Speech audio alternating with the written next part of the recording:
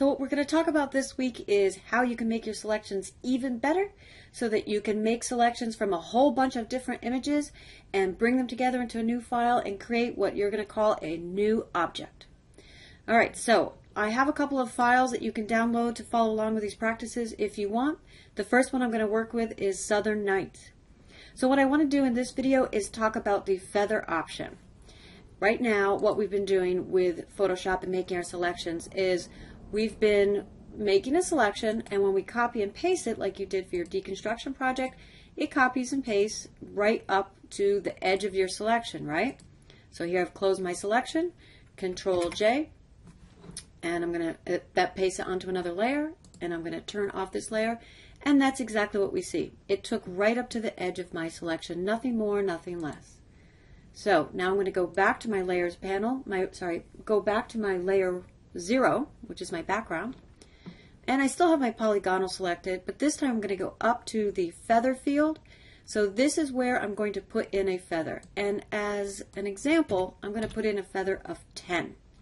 Now a feather of 10 is kind of a lot, and I'll show you why. So what does a feather do? I'm going to make my selection here, and I'll just move along here quickly, move it down to the bottom, move it up, close it, and you can immediately see there's something a little bit different about my selection. It rounded the corners. So Control J, put it on its own layer, turn off that background, and I'm going to move it, which is the move tool or V. And it might be a little easier to see this if I had a solid color background. So I'm going to create a new layer, and I'm going to fill it with whatever's in my foreground by using the keyboard shortcut Alt Backspace. Oh, and I need to move that layer down to the bottom. Okay, now you can see. So this was my original selection. No edges, additional pixels were taken.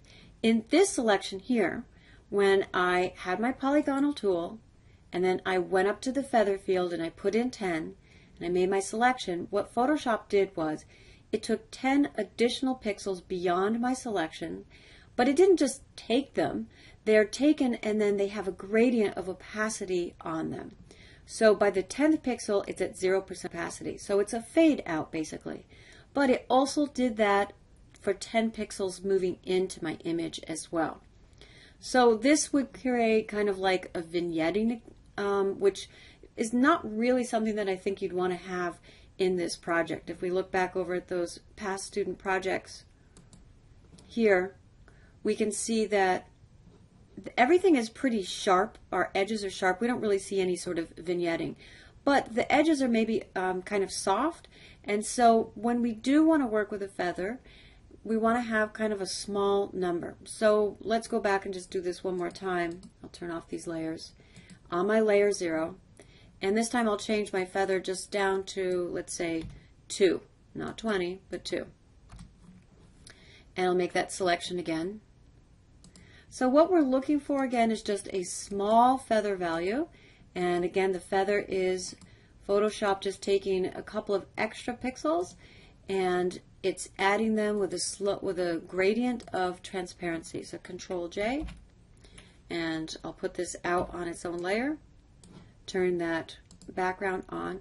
So you can see even with a feather of just 2 for this one, just make sure I am on the right layer here. So this, sorry, I think I had turned off my one with 2. So this is the one with no feather. This has a feather of 10, and this has a feather of 2. So you can, I'll put these two side by side so you can see the difference. It's pretty small difference. Mostly you see it along here. It just kind of softens the edge. So that may or may not be something great for your image. Part of it has to do with your image resolution. Yes, resolution comes back all the time. This image has a resolution of only 72 pixels per inch. It's a pretty small image, so even a feather of 2 pixels per inch is quite noticeable. Just to show you what I mean, let's pull up a different image.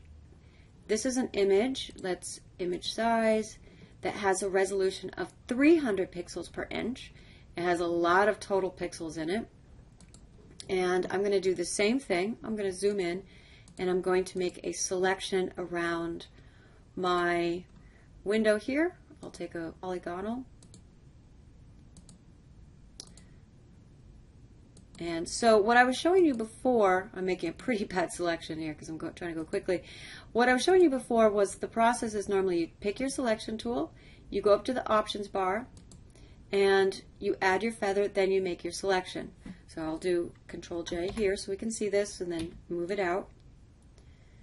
All right, but what if I wanted to add my selection after I add my feather after I had already made my selection? So I'm going to go back to my background. Take that selection tool again. It's still at 2, and let's pretend I forgot to switch it. I wanted to get another one where it's at like 20. So I'm just going to move it around here.